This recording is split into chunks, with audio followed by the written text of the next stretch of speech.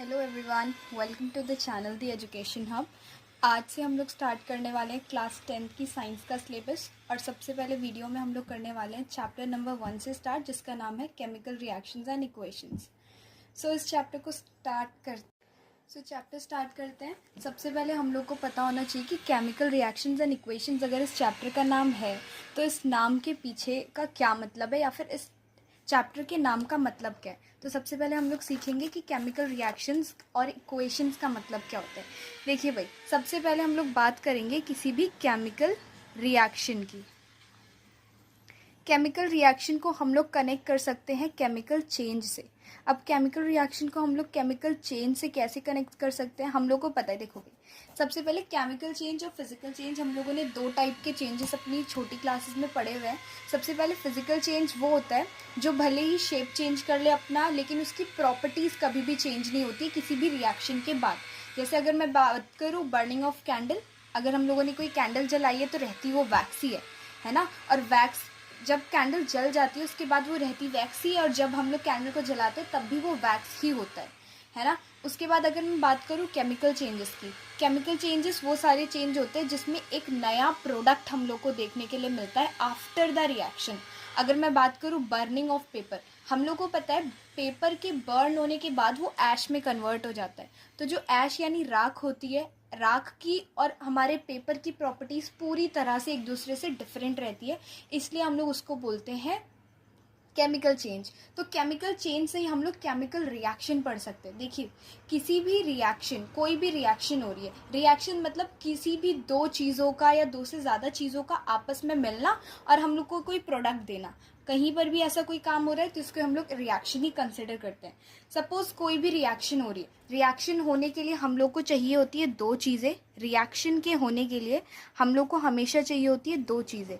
पहला होता है हमारा रिएक्टेंट्स और दूसरे होते हैं हमारे रिएक्टेंट्स से मिलते हैं हम लोग को प्रोडक्ट। अच्छा, आप देखिए, जब भी हम लोग कोई भी केमिकल रिएक्शन लिखते हैं या फिर केमिकल इक्वेशन लिखते हैं, हम लोग कुछ इस तरह से लिखते हैं। सपोज मैं अभी किसी भी एग्जाम्पल को इसको ले लेती हूँ, Mg+O, मैग्नीशियम प्लस ऑक्सीजन, ये हम लोग को देता है 2MgO यानी मैग्नीशियम ऑक्साइड। अब देखिए, जो भी, या तो इससे भी सिंपल एग्जाम्पल ले लेते हैं, A+B, इसने हम लोग को दिया C। तो देखिए, जो भी इस साइड पर चीज़ें हैं या फिर वो चीज़ें जो आपस में रिएक्ट करेंगी इस प्रोडक्ट को बनाने के लिए, अगेन वो चीज़ें जो आपस में रिएक्ट करने वाली है, मिलने वाली हैं इस प्रोडक्ट को बनाने के लिए, उसको हम लोग कहते हैं रिएक्टेंट्स।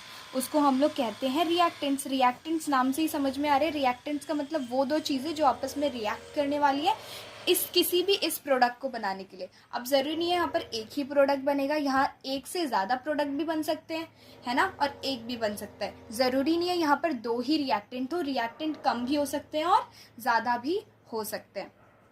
ठीक है, तो अब जानते हैं आखिर ये केमिकल रिएक्शन नाम का मतलब क्या है।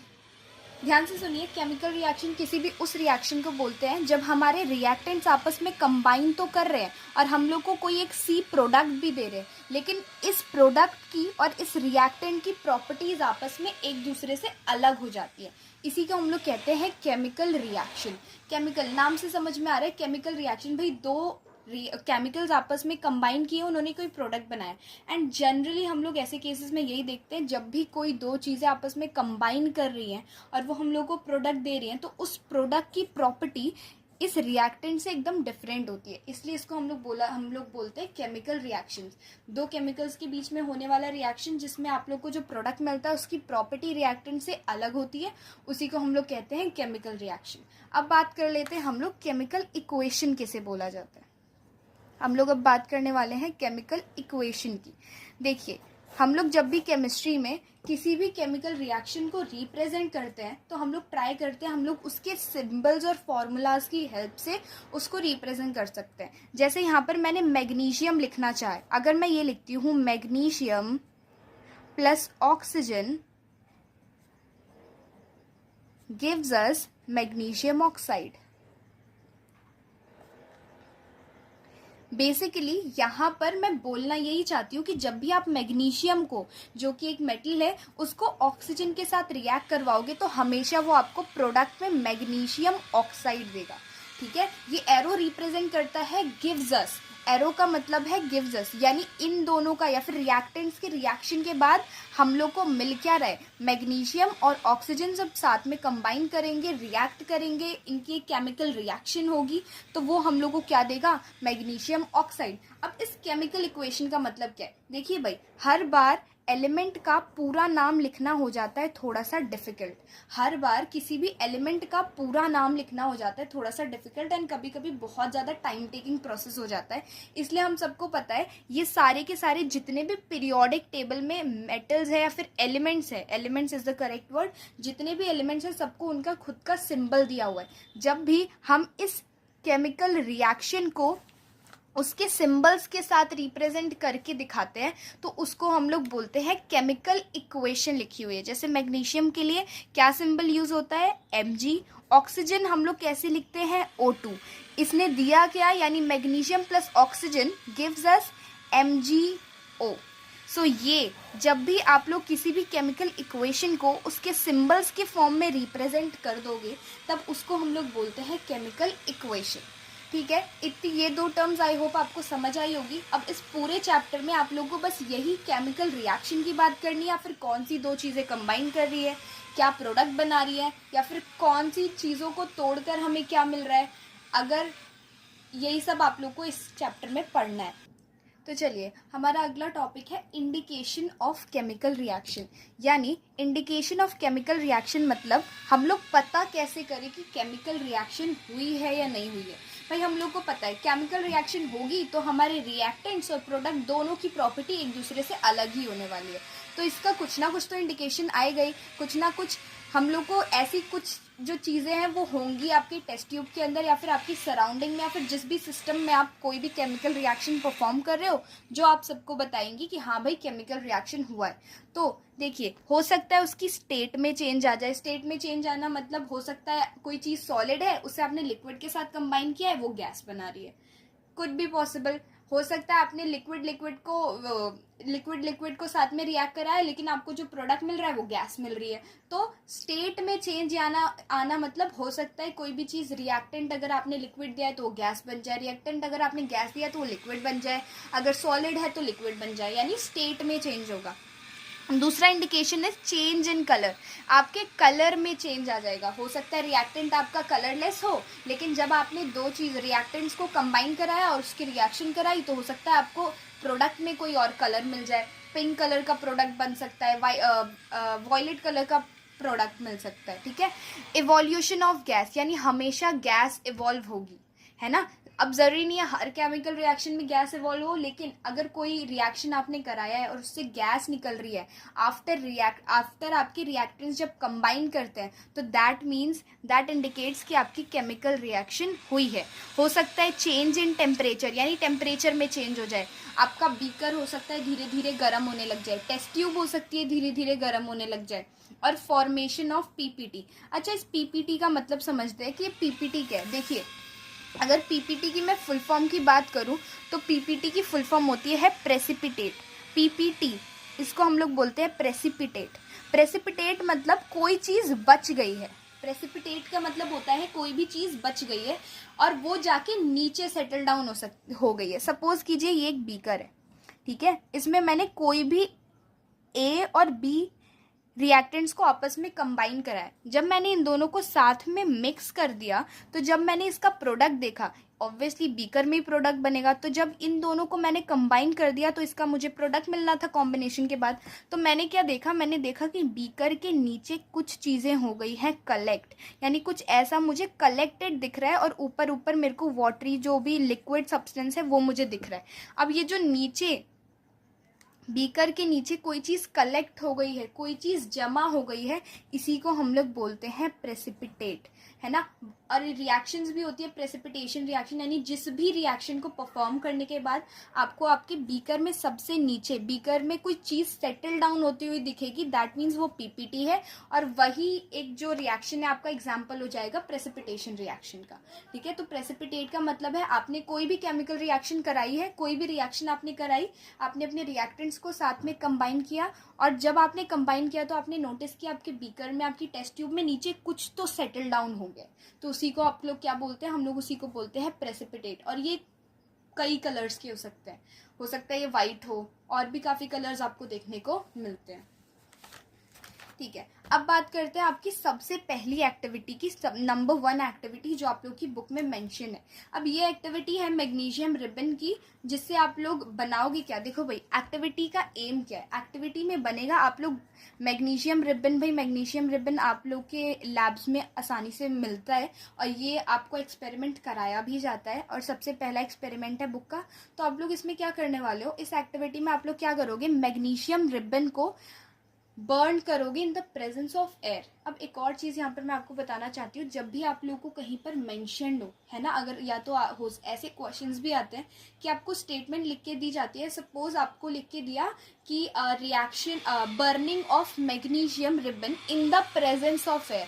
तो in the presence of air का मतलब आप इधर ही समझ लीजिए, in the presence of air अगर आप वो बोल रहे हैं ना, यानी आपकी जो भी चीज़ दी हुई है, सपोज करो मैंने बोला एक स्टेटमेंट में लिखा हुआ है, किसी क्वेश्चन में लिखा हुआ है कि burning of magnesium in the presence of air. तो मैग्नीशियम बर्न कर रहा है, मैग्नीशियम को हम जला रहे हैं एयर की प्रेजेंस में, यानी जहाँ पर भी एयर आ जाएगा याद रखिएगा वहाँ पर आप अपने उस रिएक्टेंट का जो रिएक्शन है हमेशा ऑक्सीजन के साथ कराएंगे। तो in the presence of air यहाँ पर कहना चाहता है आपकी जिस कोई भी एलिमेंट है आपका, उसका रिएक्शन ऑक्सीजन के साथ आपको करवाना है।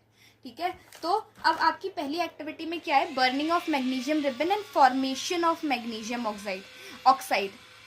आप लोग इसमें क्या करोगे, आपके मैग्नीशियम रिबन, भाई मैग्नीशियम रिबन एक थ्रेड नहीं रिबन की तरह ही होता है ना, वो मैग्नीशियम मेटल का बना होता है। ठीक है, अब क्या करोगे आप लोग को इस एक्टिविटी में क्या क्या चाहिए सबसे पहले वो बता देते हैं। इस एक्टिविटी की रिक्वायरमेंट्स है, सबसे पहले आप लोग को चाहिए होगा मैग्नीशियम रिबन, है ना, दूसरी चीज़ आपको चाहिए स्पिरिट लैम्प, तीसरी चीज़ आपको चाहिए सैंड पेपर, ठीक है, और चौथी चीज़ आपको चाहिए विच इज़ टोंग यानी वो जो चिमटा होता है जिससे आप उसको पकड़ोगे, क्योंकि वो फायर कैच कर लेता है और हो सकता है आपको कोई बर्न हो जाए हाथ वाथ में, इसलिए। अब सबसे पहले आपको क्या करना है, छोटा सा स्ट्रिप कट करना है आपके मैग्नीशियम रिबन का, उस मैग्नीशियम रिबन को टोंग की हेल्प से पकड़ना है। अब इससे पहले आपको एक बहुत ही इंपॉर्टेंट स्टेप परफॉर्म करना है, विच इज सैंड पेपर से उस मैग्नीशियम रिबन को क्लीन करना। ठीक है, अब एक और चीज़, यहाँ पर आपके जो पेपर है उसमें एक्टिविटीज से सवाल आते हैं, एक्टिविटीज से सवाल बनते ही बनते हैं, और ये क्वेश्चन भी आ सकता है कि मैग्नीशियम रिबन को सैंड पेपर से क्लीन क्यों किया जाता है। आप लोगों ने सैंड पेपर देखा होगा, है ना, अगर नहीं देखा तो आप अभी सर्च करके देख सकते हो। सैंड पेपर क्या होता है, किसी भी चीज़ के ऊपर लगी हुई कोई भी लेयर अगर बन गई है ना, उस चीज़ को रिमूव करता है। जब घर में पेंट्स होते हैं तो बहुत बार ऐसा भी किया जाता है कि पेंट करने से पहले सैंड पेपर को सैंड पेपर की हेल्प से पूरी वॉल को क्लीन किया जाता है। तो वो इसलिए किया जाता है कि वॉल के ऊपर जितनी भी इम्प्योरिटीज़ है वो सारी की सारी हट जाए। तो देखिए भाई, सैंड पेपर से मैग्नीशियम रिबन को क्लीन करने का मेन मोटिव यही है, क्योंकि आपकी जो मैग्नीशियम रिबन होती है ना, सपोज ये आपकी मैग्नीशियम रिबन है, अब हम लोग को मैग्नीशियम रिबन को जब भी इस एक्सपेरिमेंट के लिए यूज़ करना है तो सबसे पहले हम लोग को उसे क्लीन करना पड़ेगा with the help of a sand paper.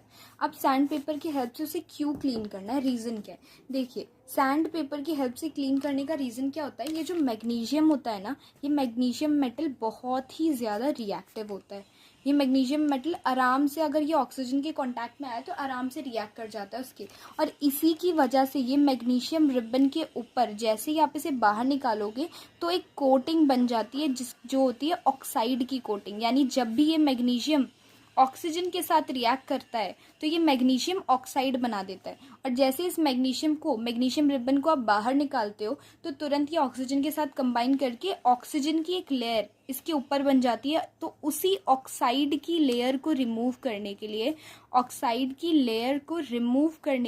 आप क्या करते हो, इस मैग्नीशियम रिबन को आप लोग किससे क्लीन करते हो, सैंड पेपर की हेल्प से क्लीन करते हो।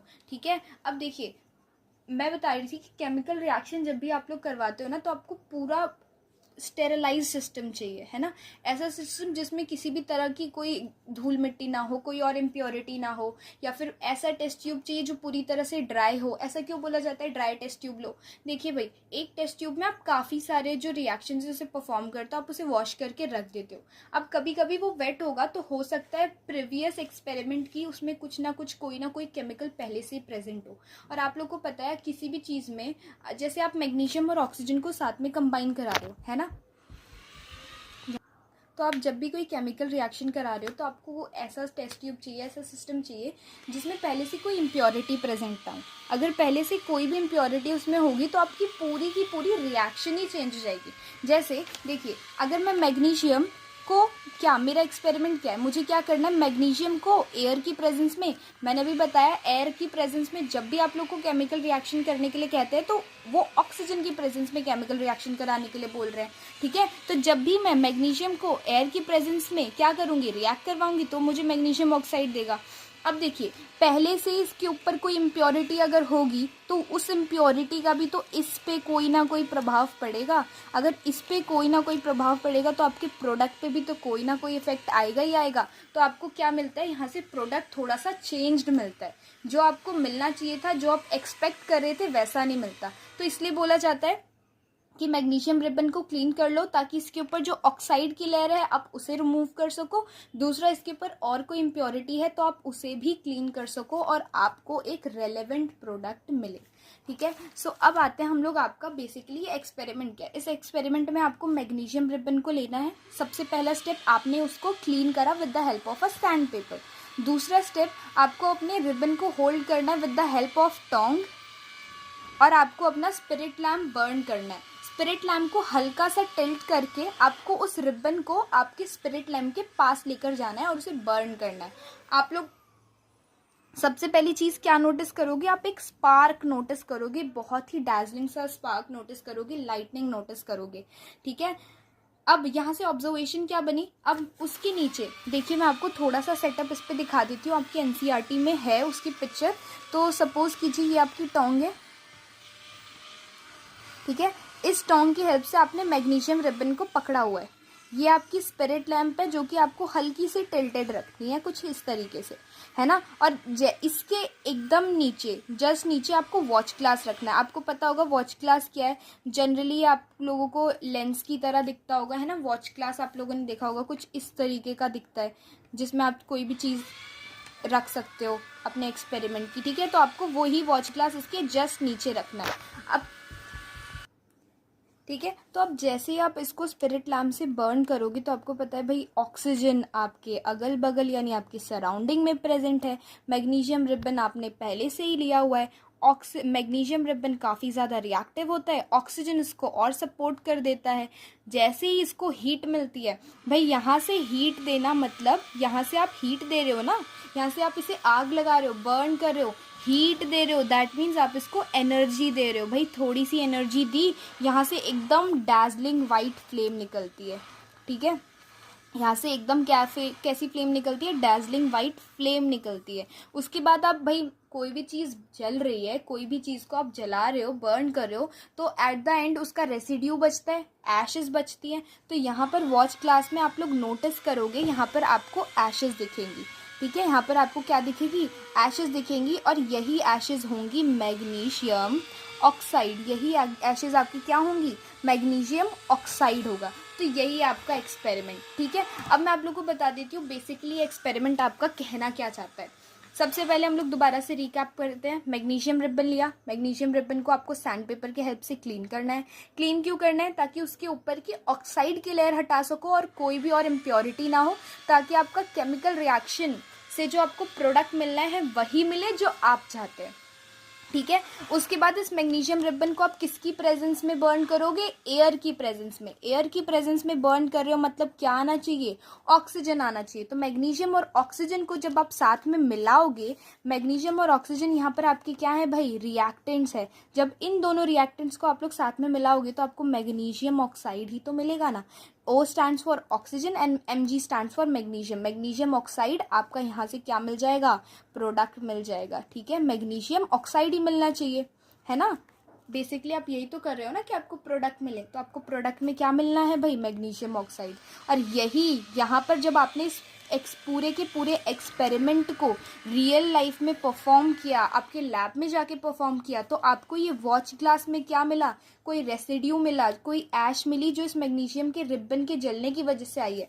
और वही ऐश क्या थी, मैग्नीशियम ऑक्साइड थी। तो यहाँ से ये भी प्रूफ हो गया कि अगर आप लोग मैग्नीशियम रिबन को ऑक्सीजन के साथ रिएक्ट करवा रहे हो, और याद रखिएगा ये हीट यहाँ पर एनर्जी के तौर पे दी गई है ना। किसी भी काम को अगर आपको किसी से कराना है तो आपको उसे एनर्जी देनी होगी ना भाई, आपको उसको एनर्जी का कोई ना कोई ऐसा मीडियम तो देना ही पड़ेगा जिससे आपको उसे एनर्जी मिल जाए और वो उस काम को करे। तो यहाँ पर आप इसे बर्न कर रहे हो, दैट मीन्स आप इसको एनर्जी दे रहे हो। नहीं तो मैग्नीशियम ऑक्साइड की लेयर तो पहले भी बन रही थी, आपको यहाँ पर रिजल्ट में चाहिए था, आपको यहाँ पर ऑब्जर्व करना था कि भाई मैग्नीशियम ऑक्साइड बन कैसी रही है। ठीक है, तो यही है आपका बस ये इतना ही आपका एक्सपेरिमेंट था। और एक और चीज़ याद रखिएगा, ये जो मैग्नीशियम ऑक्साइड होता है ना, ये वाइट कलर का पाउडर होता है जो आपको वॉच क्लास में मिलेगा।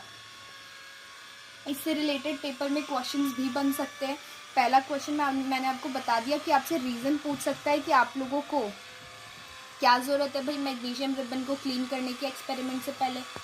तो आप लोग को इसका आंसर भी पता चल गया कि मैग्नीशियम रिबन को क्लीन क्यों करना है ना, ताकि आप लोग उस पर से लेयर से हटा सको ऑक्साइड की, और भी कोई इम्प्योरिटी है तो उसको रिमूव कर सको।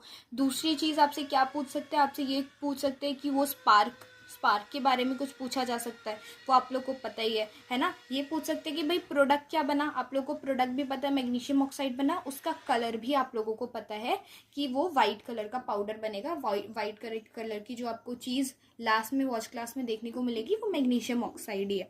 ठीक है, आपसे हो सकता है पूछा जाए, पूरी एक्टिविटी दे दी जाए, हो सकता है पूछा जाए बताओ भाई इसका एम क्या है, तो आप इसका एम लिख सकते हो कि केमिकल रिएक्शन हुई है उसको डिटेक्ट करना।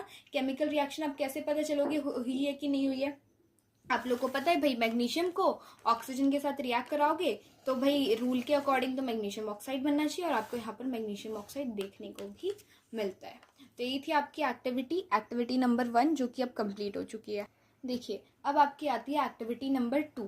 अब एक्टिविटी नंबर 2 में आप लोगों को क्या करना है, एक्टिविटी नंबर 2 बेसिकली आपको डिटेक्ट करवाएगा कि भाई प्रेसिपिटेट क्या होता है ना। एक्टिविटी नंबर 2 में आपका काम है डिटेक्शन ऑफ प्रेसिपिटेट। अब मैंने बताया भाई केमिकल रिएक्शन होगा तो प्रेसिपिटेट भी बनता है ना। हम लोगों ने यहाँ पर लास्ट पेज पे यहाँ पर हम लोगों ने इंडिकेशन में पढ़ा था ना कि केमिकल रिएक्शन जब होता है तो फॉर्मेशन ऑफ प्रेसिपिटेट का भी फॉर्मेशन होता है। तो यहाँ पर इस एक्टिविटी से हम लोग ये समझ भी लेंगे कि हाँ भाई केमिकल रिएक्शन होता है तो किसी ये नहीं बोल रही कि मैं हर रिएक्शन में प्रेसिपिटेट बनता है, लेकिन कई रिएक्शंस ऐसी होती है जिसमें प्रेसिपिटेट आपको देखने को मिलता है। हम लोगों ने ये भी समझ लिया कि प्रेसिपिटेट का मतलब क्या होता है। जब भी कोई केमिकल रिएक्शन हो रही है, at the end of reaction या फिर थोड़े टाइम बाद जब आपने रिएक्टेंट्स को मिलाया उसके कुछ टाइम बाद आपको आपके टेस्ट ट्यूब में नीचे के पोर्शन में कुछ सेटल डाउन होता हुआ दिखता है तो उसको आप लोग प्रेसिपिटेट बोलते हो। इट्स नॉट इम्पॉर्टेंट कि वो प्रेसिपिटेट वाइट भी हो, वो येलो कलर का भी हो सकता है, फिर वो और किसी कलर का भी हो सकता है। ठीक है, अब देखिए इसमें क्या है। देखिए सबसे पहले इन लोगों ने क्या लिया है, PbNO3। मैं आप लोगों को बता दूं ये जितने भी आपको केमिकल फॉर्मूलाज देखने को मिल रहे हैं आप इससे ना याद करते रहें, या फिर जब भी आप अपनी NCERT रीड करेंगे या फिर आप कोई क्वेश्चंस कर रहे हैं तो आपके जितने भी केमिकल फॉर्मूलाज है आप उसको नोटबुक पे लिख के रिवाइज करते रहें, क्योंकि ये पूछे जा सकते। और 20 तक आप ट्राई कीजिएगा कि आपको 20 एलिमेंट शुरू के पीरियोडिक टेबल के याद हो, क्योंकि उतना याद होना चाहिए। 20 is compulsory, 20 elements along with उनके atomic masses and atomic number जो कि हम लोगों ने 9th स्टैंडर्ड में पढ़े हुए हैं। ठीक है, सो अब आते हैं हम लोग अपनी एक्टिविटी पे। इस एक्टिविटी में रिक्वायरमेंट किस चीज़ की है भाई, आपको चाहिए PbNO3 होल्ट वाइज। ये बताती हूँ आपको क्या है भाई, इसका नाम होता है, इसको हम लोग बोलते हैं लीड नाइट्रेट। क्या बोलते हैं, लीड नाइट्रेट। ठीक है, लीड नाइट्रेट का आपको क्या चाहिए, सोल्यूशन चाहिए, है ना।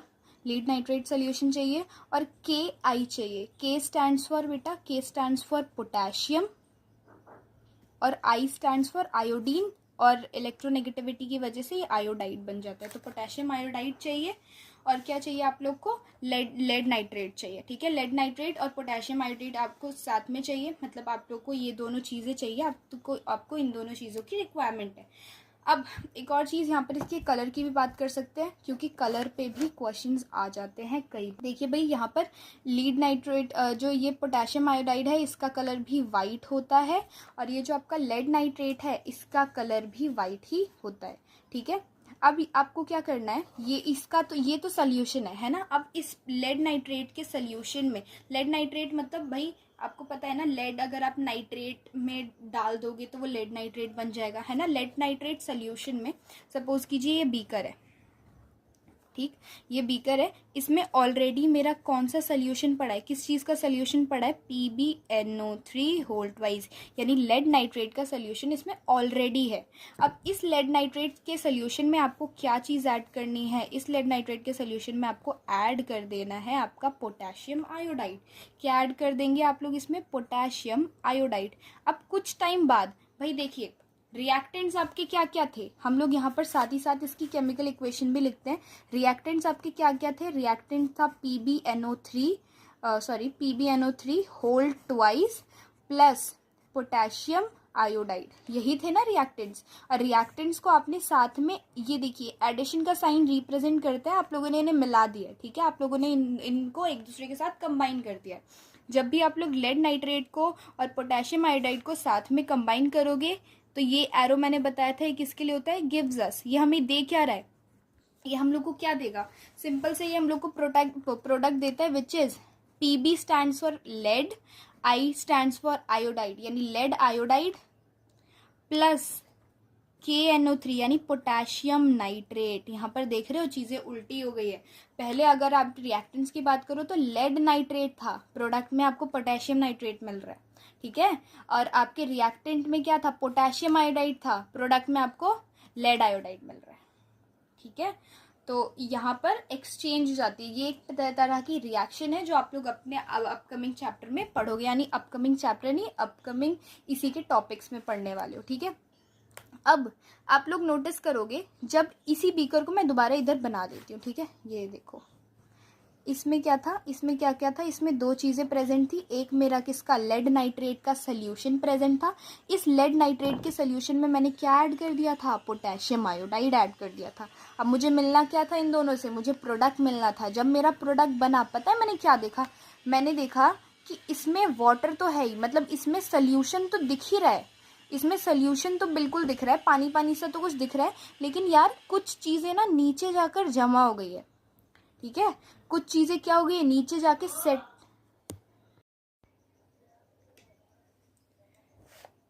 तो जब हम लोगों ने इस लेड नाइट्रेट के साथ पोटेशियम आयोडाइड को मिक्स किया तो हम लोग को यहाँ पर दो प्रोडक्ट्स मिले। पहला है आपका लेड आयोडाइड और दूसरा है आपका पोटेशियम नाइट्रेट, ठीक है। यहीं पर हम लोगों ने इस रिएक्शन को हम लोग ऐसे परफॉर्म करके देख रहे हैं कि आखिर ये बनेगा कैसे। देखिए यहाँ पर मेरे पास ये बीकर है, इस बीकर में दो चीज़ें डालनी थी, मेरे दो रिएक्टेंट्स थे। मेरा पहला रिएक्टेंट है ये लेड नाइट्रेट, ठीक है, लेड नाइट्रेट का सोल्यूशन, और दूसरा मेरा रिएक्टेंट है आपका पोटेशियम आयोडाइड। इन दोनों को जब मैंने साथ में कंबाइन किया तो मुझे प्रोडक्ट मिलना था। आपको पता है ना, ये प्रोडक्ट साइन होता है किसका, गिव्स अस, ये हमें देने क्या वाला है, ये हम लोग को प्रोडक्ट देगा। जैसे ही मुझे मेरा प्रोडक्ट मिला तो मैंने यहाँ पर दो चीज़ें नोटिस की। पहली चीज़ तो हाँ ठीक है, यहाँ पर सोल्यूशन तो है, यहाँ पर कुछ लिक्विड तो है, लेकिन मैंने देखा बॉटम पे कुछ ना कुछ चीज़ सेटल डाउन हुई है। अब मुझे पता है ये जो चीज़ सेटल डाउन हुई है ना, इसको और कुछ नहीं, इसको प्रेसिपिटेट बोलते हैं। और जिस भी रिएक्शन के लास्ट में ऐसा कोई प्रोडक्ट बन रहा है जिसमें लिक्विड या फिर सोल्यूशन तो है ही है, लेकिन उसके साथ ही साथ नीचे कोई चीज़ सेटल डाउन हो रही है, उसी को हम लोग कौन सी रिएक्शन बोल देते हैं, उसको हम लोग प्रेसिपिटेशन रिएक्शन बोलते हैं, ठीक है। इसको हम लोग क्या बोल देते हैं, प्रेसिपिटेशन रिएक्शन। और अगर पूछा जाए कि ये प्रेसिपिटेट किस चीज़ का बना है, ये प्रेसिपिटेट है आपका पोटेशियम आयोडाइड। ये जो प्रेसिपिटेट आपका फॉर्म हुआ है ना, ये और कुछ नहीं है, सॉरी पोटेशियम आयोडाइड नहीं, ये और कुछ नहीं, आपका लेड आयोडाइड है, ठीक है। ये जो प्रेसिपिटेट यहाँ पर फॉर्म हुआ है नीचे, ये क्या है, लेड आयोडाइड। और पूछा जाएगा अगर ये सोल्यूशन किस चीज़ का है, तो ये सोल्यूशन आपका पोटेशियम नाइट्रेट का। यही थी आपकी सेकंड एक्टिविटी। सेकंड एक्टिविटी में आप लोग को बताना चाहते थे कि हाँ भाई, केमिकल रिएक्शन अगर होगी तो इट इज़ इम्पॉर्टेंट, या फिर हो सकता है कि उस रिएक्शन में आपको प्रेसिपिटेट की भी फॉर्मेशन देखने को मिले। अब इससे क्वेश्चंस क्या ही पूछेंगे, इससे क्वेश्चंस, अब देखिए एक और चीज़ है यहाँ पर, हमेशा जब भी आप प्रेसिपिटेशन रिएक्शन लिखते हो ना, तो जब भी आप लोग कोई रिएक्शन लिख रहे हो, तो जैसे अगर मैं यहाँ पर मेरा लेड आयोडाइड ये मेरा प्रोडक्ट में बना है ना, तो मैं इस प्रोडक्ट में ऐसे ये बना के ब्रैकेट्स बना के ऐसे नीचे की तरफ एरो लगा दूंगी। ये जो डाउनवर्ड एरो है ना, रिप्रेजेंट करता है कि ये जो ये चीज़ बनी है, ये जो हमारा प्रोडक्ट है, जिस भी प्रोडक्ट के बगल में ये एरो बना है वो नीचे सेटल डाउन हो गया। ठीक है, ये एरो आपको यही रिप्रेजेंट करके बताता है। तो अब ये सेकंड एक्टिविटी से बनने वाले सवाल क्या क्या बन सकते हैं। आप लोगों से ये पूछा जा सकता है कि भाई प्रेसिपिटेट किसका बना, तो आपको पता चल गया प्रेसिपिटेट किसका बना है, लेड आयोडाइड का, जिसका सिंबल है PbI2। ठीक है, इसके बगल में एरो रिप्रेजेंट कर रहा है कि यही है जिसका प्रेसिपिटेट आपको रिएक्शन के बाद मिलेगा। ठीक है, और क्या क्वेश्चन पूछा जा सकता है, भाई इसका प्रेसिपिटेशन हुआ है, लेकिन प्रेसिपिटेशन किस तरह की मतलब आपके प्रेसिपिटेट का कलर क्या है, तो वो होता है येलोइश कलर। ठीक है, अब एक और चीज इसमें आप देखोगे ना, आप लोग जब आप ये रिएक्शन नोटिस करोगे तो आप देखो पहले PbNO3 के साथ, ये PbNO3 के साथ था। ठीक है, जब आप प्रोडक्ट देखोगे तो यही PB ने अपना पार्टनर चेंज कर लिया, ये आयोडीन के साथ आ गया। यहीं पर पोटेशियम आपका रिएक्टेंट साइड पे जब आप देखोगे तो ये पोटेशियम आयोडाइड के साथ था या आयोडीन के साथ था, लेकिन जब आप प्रोडक्ट देखोगे तो इसने भाई अपना पार्टनर चेंज करके नाइट्रेट को अपना पार्टनर बना दिया, यानी NO3 को अपना पार्टनर बना दिया। तो यहाँ पर क्या हो रहा है, ये दोनों ही रिएक्टेंट्स अपने अपने पार्टनर्स को चेंज कर रहे हैं, है ना। तो इसीलिए यहाँ पर देख रहे हो ना, इसने इसको मतलब ये पोटेशियम ने इधर से नाइट्रेट को आयोडीन ने इधर से नाइट्रेट को डिस्प्लेस कर दिया और खुद आके बैठ गया। तो आयोडीन ने डिस्प्लेसमेंट किया किसका, नाइट्रेट का, और वो लेड के साथ लग के PbI2 बना दिया। ठीक है, उसी तरह से यहाँ पर भी किसका, आयोडीन का डिस्प्लेसमेंट हुआ, नाइट्रेट को और कहीं जगह नहीं मिली तो वो पोटेशियम के साथ आके लग गया। तो यहाँ देखो दो डिस्प्लेसमेंट देखने को मिल रही है ना, इस पूरे के पूरे रिएक्शन में आपको दो डिस्प्लेसमेंट देखने को मिल रही है। तो ये कौन सा रिएक्शन हो जाएगा, डबल डिस्प्लेसमेंट रिएक्शन। तो इस एक्टिविटी से आपको यही पता चलता है कि सबसे पहली चीज तो यहाँ पर प्रेसिपिटेट बनेगा, किसका प्रेसिपिटेट बनेगा ये पता चलता है, विच इज PbI2 यानी लेड आयोडाइड का प्रेसिपिटेट बनेगा। और तीसरी चीज यहाँ पर डबल डिस्प्लेसमेंट रिएक्शन हुआ है ना। और यही आपको ये एक्टिविटी भी आपको यही रिप्रेजेंट करी थी कि ड्यूरिंग अ केमिकल रिएक्शन क्या क्या चेंजेस आपको देखने को मिल सकते हैं। तो दूसरा चेंज आपको हम लोगों ने पढ़ा भी था, क्या क्या चीजें इंडिकेट करती है कि आपका केमिकल रिएक्शन हुआ है। तो यहाँ पर प्रेसिपिटेट बन रहा है, दैट मीन्स हाँ जब ये दोनों रिएक्टेंट आपस में कंबाइन करेंगे तो केमिकल रिएक्शन होगी और ये आपको प्रोडक्ट में देंगे। ठीक है, जो भी आपको प्रोडक्ट मिलेगा उसके अकॉर्डिंग यहाँ पर बता दिया गया है। ठीक, अब आपकी तीसरी एक्टिविटी की बात। भाई आपकी तीसरी एक्टिविटी भी इसी इंडिकेशन को दिखाती है कि भाई केमिकल रिएक्शन हुआ है कि नहीं हुआ है। ये रही आपकी एक्टिविटी नंबर 3, यहाँ पर मैंने इसे शॉर्ट फॉर्म में रिप्रेजेंट कर दिया। अब इस एक्टिविटी में बेसिकली आपको क्या करना है, एक बीकर में, एक कोनिकल फ्लास्क में आप बोल सकते हो, उसमें आप लोगों को क्या ले लेना है, आपको ले लेना है जिंक ग्रैन्यूल्स। ठीक है, आपको क्या करना है थर्ड एक्टिविटी में, अब आप देखिए थर्ड एक्टिविटी में आपको क्या करना है, ये रहा मेरा कोनिकल फ्लास्क। ठीक है, इस कोनिकल फ्लास्क में आपको क्या कर लेना है, जिंक ग्रैन्यूल्स ले लेने हैं, यानी जिंक के जो छोटे छोटे पीसेस होते हैं वो ले लेना है। जिंक एक मेटल है, अगेन ये जिंक ग्रैन्यूल्स है, यानी जिंक के छोटे छोटे पीसेस है, ग्रैन्यूल्स मतलब बहुत छोटे छोटे पीसेस लिए। ठीक है, अब एक और चीज यहाँ पर जिंक ग्रैन्यूल्स जो वो सिल्वरी ग्रे कलर के होते हैं। ठीक है, अब इसी में आप लोग को, आपके पास दो ऑप्शन है, आप दो चीजें यहाँ पर ऐड कर सकते हो इसके अंदर। ठीक है, पहला ऑप्शन है आप इसमें क्या ऐड कर सकते हो, या तो आप डाइल्यूट HCl डाल दो, अभी डाइल्यूट का मतलब भी समझते हैं, या तो आप लोग डाइल्यूट H2SO4 यानी सल्फ्यूरिक एसिड डाल दो। देखिए भाई HCl और सल्फ्यूरिक एसिड तो आप लोग को पता है दोनों एसिड्स हैं। अभी डाइल्यूट का मतलब है ना, ये कंसंट्रेटेड नहीं है, कंसंट्रेटेड नहीं है मतलब इसमें एसिड की मात्रा कम है और वाटर की मात्रा ज्यादा है।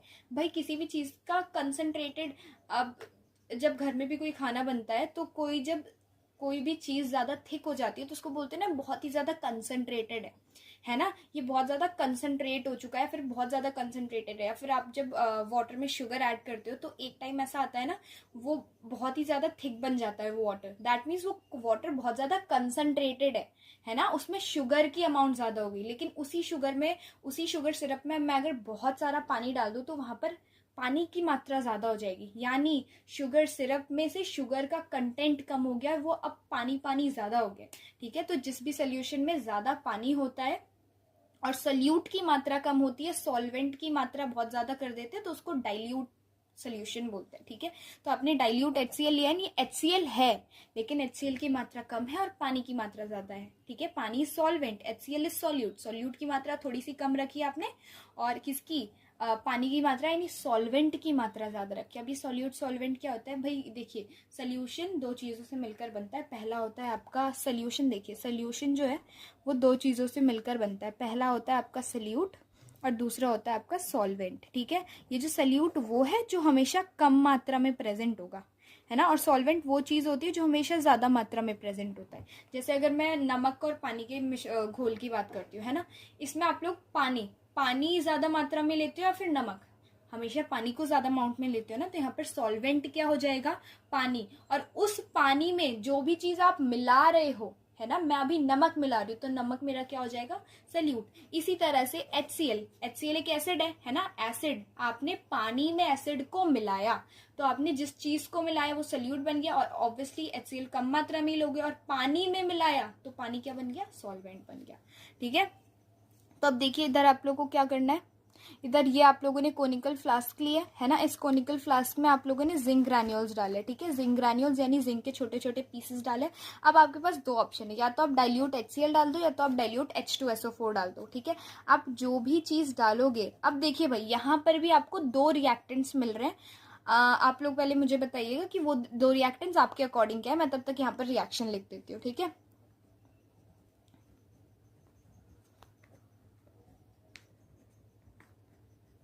ये देखिए ये रिएक्शन आपकी बनेगी, ठीक है, ये रिएक्शन आप लोगों की बनेगी।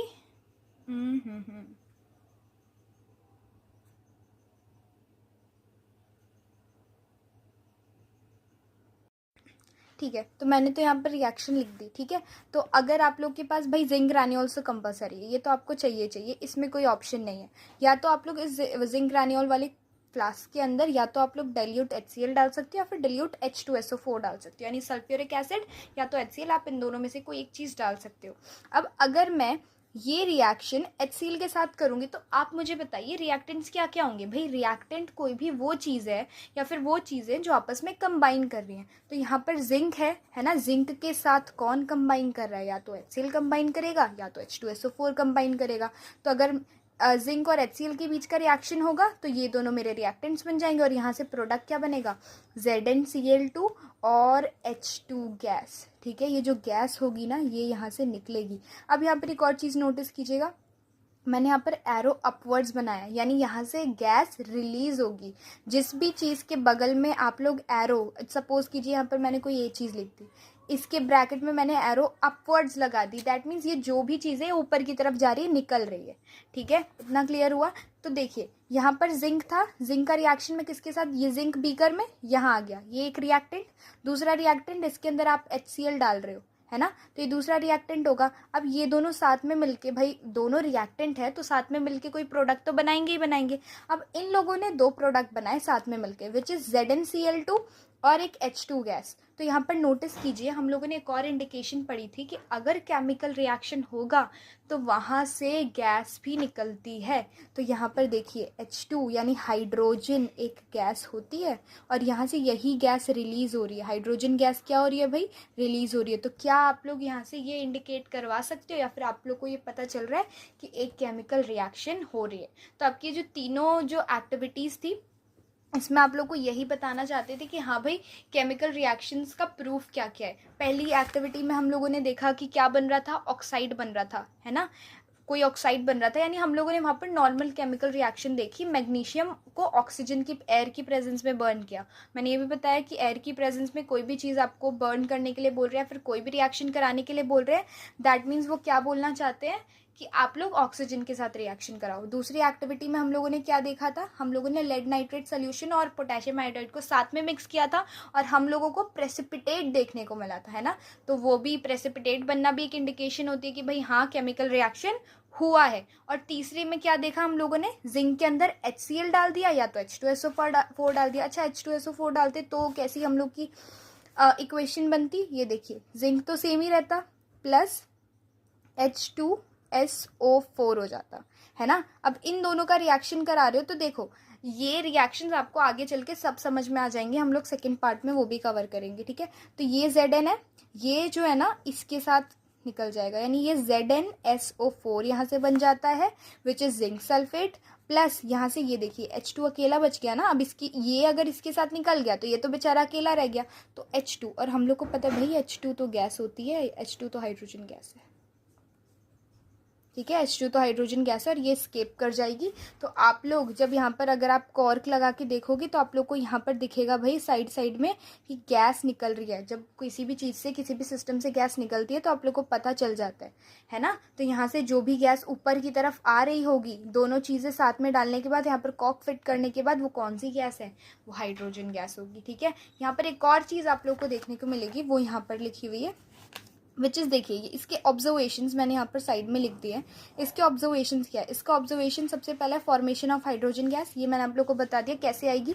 दोनों ही एसिड्स के डालने के बाद आपको हाइड्रोजन गैस मिलेगी। देखिए यहाँ पर भी मिल रही है और यहाँ पर भी मिल रही है, ठीक है। और दूसरा क्या है, एक्सोथर्मिक रिएक्शन होगी। ये जो रिएक्शन होगी ना, अब देखिए दो टर्म्स मैं यहीं पर आज ही क्लियर कर देती हूँ, which is exothermic and endothermic, ठीक है। पहली टर्म आपको बहुत ज़्यादा देखने को मिलेगी विच इज़ एक्सोथर्मिक, और दूसरी होती है आपकी एंडोथर्मिक, ठीक है। एक्सोथर्मिक और दूसरी होगी आपकी एंडोथर्मिक। अब देखिए एक्सो मतलब क्या होता है, एग्जिट लेना, है ना, एग्जिट करना। थर्मिक मतलब किसी भी हीट की बात कर रहे हैं, है ना। थर्मल जहाँ पर भी शब्द आ जाए वहाँ पर हीट की बात हो रही होती है। एंडो यानी इनसाइड, है ना, या फिर in. Thermic means again heat. तो यहाँ से आपको साफ साफ पता चल रहा है भाई एक्सोथर्मिक कोई भी वो रिएक्शन जिसमें से आपके किसी भी सिस्टम में या फिर जहाँ पर आप रिएक्शन टेक प्लेस करा रहे हैं वहाँ से अगर हीट रिलीज होगी, हीट बाहर की तरफ निकलेगी, तो उसको हम लोग कहते हैं भाई एक्सोथर्मिक प्रोसेस हुआ है। अगर कोई भी रिएक्शन ऐसी है जिसको करवाने के लिए आपको हीट उसको देनी पड़ रही है, ठीक है, जिसको आपको करवाने के लिए आपको हीट क्या है, हीट आपको देनी पड़ रही है, उसको हम लोग क्या बोलते हैं, एंडोथर्मिक रिएक्शन। क्या बोलते हैं हम लोग, एंडोथर्मिक रिएक्शन। कोई भी वो रिएक्शन जिसको करवाने के लिए आपको हीट देनी पड़ रही है उसको हम लोग बोलते हैं एंडोथर्मिक रिएक्शन। और कोई भी वो रिएक्शन जिसके दौरान हीट निकल रही है, आपका सिस्टम गर्म हो गया, सपोज यहाँ पर पता है, ये देखिए ये वाली जो आप लोग थर्ड एक्टिविटी जो परफॉर्म करोगे ना, जिसमें आप जिंक के साथ HCl मिला दोगे, सर यहाँ पर 2 नहीं लिखा, आप जिसमें आप जिंक के साथ HCl मिला दोगे या फिर H2SO4 मिला दोगे, आप जब इस फ्लास्क को, आप इस कोनिकल फ्लास्क को टच करोगे ना, तो ये गर्म हो गया होगा। क्यों गर्म हुआ, क्योंकि भाई एक्सोथर्मिक रिएक्शन है ये एक्सोथर्मिक रिएक्शन है। यहाँ से हीट निकलेगी, आपको हीट देनी नहीं है इसको कराने के लिए। अगर कोई भी आप ऐसा रिएक्शन करा रहे हो और आपकी टीचर ने बोला ना इसको हमें थोड़ा हीट करना पड़ेगा, देन वो कौन सी रिएक्शन होगी, एंडोथर्मिक। भाई वो हीट अपने अंदर ले रहा है, वो रिएक्शन होने के लिए उसको हीट चाहिए। आप उसको गर्म कर रहे हो, आप उसे हीट दे रहे हो, है ना, वो आपको हीट नहीं दे रहा। यहाँ पर क्या होगा, जिंक लिया, जिंक के अंदर HCl डाला, H2SO4 डाला, थोड़ी देर बाद क्या, विद इन सेकेंड्स रिएक्शन होगा और आपका पूरा सिस्टम गर्म हो जाएगा। This is exothermic process. आपने बाहर से कोई हीट नहीं दी है। एंडोथर्मिक प्रोसेस क्या है भाई, कोई रिएक्शन टेक प्लेस करानी है, आपको उसे बाहर से हीट देनी पड़ेगी, ठीक है। वो हीट एब्जॉर्ब करेगा, अपने अंदर लेगा वो रिएक्टेंट, तभी वो आपको प्रोडक्ट देगा, तभी वो रिएक्शन आगे होगी। दिस इज आपका एंडोथर्मिक रिएक्शन। तो यहाँ पर आपकी सारी एक्टिविटीज कंप्लीट होती है। अगली क्लास में हम लोग पढ़ेंगे टाइप्स ऑफ केमिकल रिएक्शन के बारे में, यानी केमिकल रिएक्शन कितने टाइप्स की होती है और उसके सारे एग्जाम्पल सीखेंगे। और ये अगले लेक्चर में ही या फिर अगले पार्ट में ही पूरा कंप्लीट हो जाएगा आपका ये वाला topic, types of chemical reaction. Thank you.